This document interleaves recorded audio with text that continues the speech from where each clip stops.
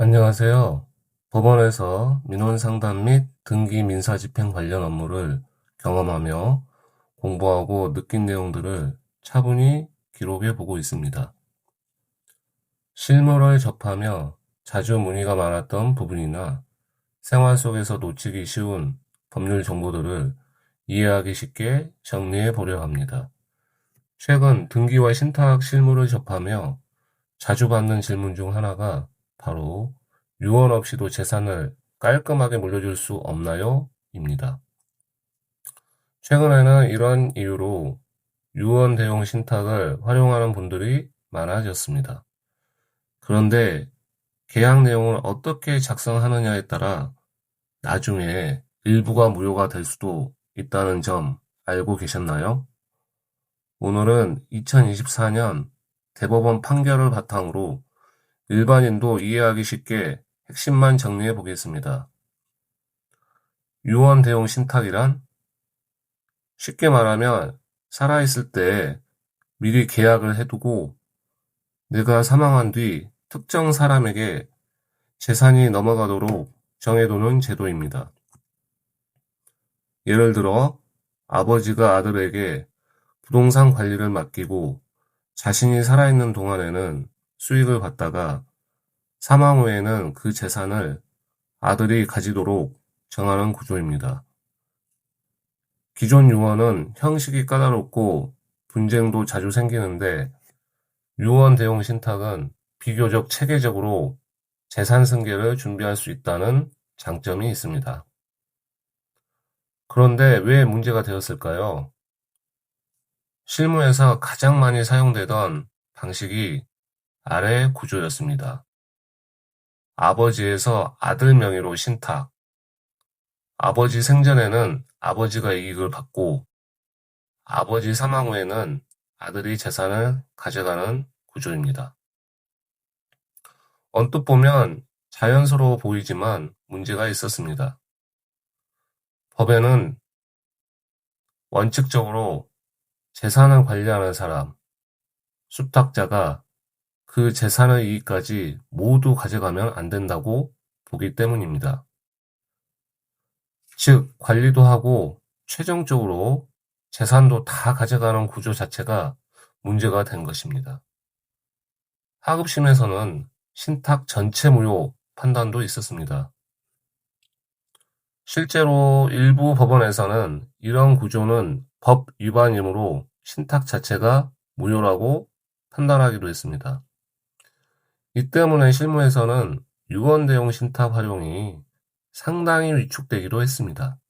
그런데 2024년 대법원이 중요한 기준을 제시했습니다. 대법원은 2024년 판결에서 핵심적인 내용을 정리했습니다. 1. 수탁자를 사후수익자로 지정한 부분은 무효. 즉, 재산 관리하는 사람과 사망 후 재산 받는 사람이 동일한 경우에는 문제가 있다고 본 것입니다. 여기까지는 기존 입장과 비슷했습니다. 2. 하지만 신탁 전체가 무효는 아니다.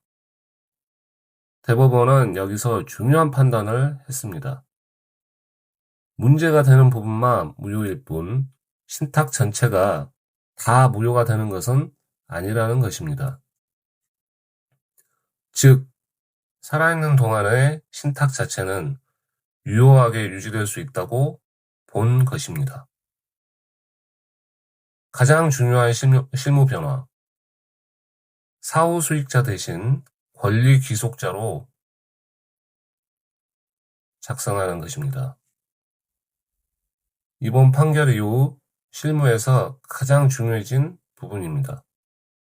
기존에는 사망 후 아들이 수익자가 된다 라고 작성했다면 이제는 보통 이렇게 작성합니다. 신탁 종료 후 남은 재산은 아들에게 귀속된다. 어찌 보면 표현은 비슷해 보이지만 법적 의미는 완전히 달라집니다. 이 방식은 대법원이 허용 가능하다고 판단했습니다. 그럼 실제로 무엇이 달라졌을까요? 현재 실무에서는 신탁 계약서를 작성할 때 누가 관리할지, 누가 최종적으로 재산을 받을지, 신탁 종료 후 재산이 누구에게 귀속되는지를 훨씬 명확하게 작성하는 방향으로 바뀌고 있습니다. 특히 귀속 권리자 문구를 어떻게 쓰느냐가 매우 중요해졌습니다. 그래도 주의해야 할 부분이 있습니다. 1. 유류분 문제는 여전히 남습니다. 예를 들어 자녀 중 한 명에게만 대부분의 재산이 가도록 설계한다면 다른 상속인이 문제를 제기할 수 있습니다. 즉, 유언 내용 신탁을 했다고 해서 상속 분쟁이 완전히 없어지는 것은 아닙니다. 2. 세금 문제도 반드시 검토해야 합니다. 유언 내용 신탁이라고 해서 세금이 사라지는 것은 아닙니다. 상황에 따라 상속세, 취득세, 증여세 문제 등이 함께 검토될 수 있습니다. 특히 부동산이 포함된 경우에는 세금 검토가 매우 중요합니다. 3. 계약서 문구가 정말 중요합니다. 실무에서는 결국 계약서 문구 하나 때문에 결과가 달라지는 경우가 많습니다. 비슷해 보이는 표현이라도 사후 수익자, 권리 귀속자 중 어떤 개념으로 작성했는지에 따라 효력이 달라질 수 있기 때문입니다. 정리하면 유언 대용 신탁은 유언을 대신할 수 있는 유용한 제도입니다. 하지만 누가 관리하고 누가 최종적으로 재산을 받을지를 잘못 설계하면 문제가 생길 수 있습니다. 2024년 대법원 판결 이후에는 귀속 권리자 구조가 실무상 중요해졌습니다. 결국 신탁은 계약서 문구와 구조 설계가 핵심입니다. 살아있는 동안 재산 문제를 미리 정리하려는 분들이 점점 많아지고 있습니다.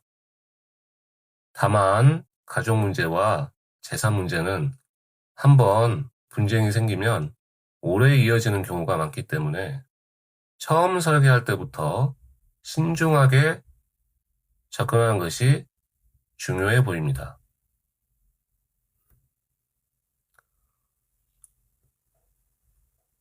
앞으로도 등기와 민사 절차에서 놓치기 쉬운 부분들을 실무 경험을 바탕으로 차분히 정리해 보겠습니다. 이상으로 마치겠습니다. 감사합니다.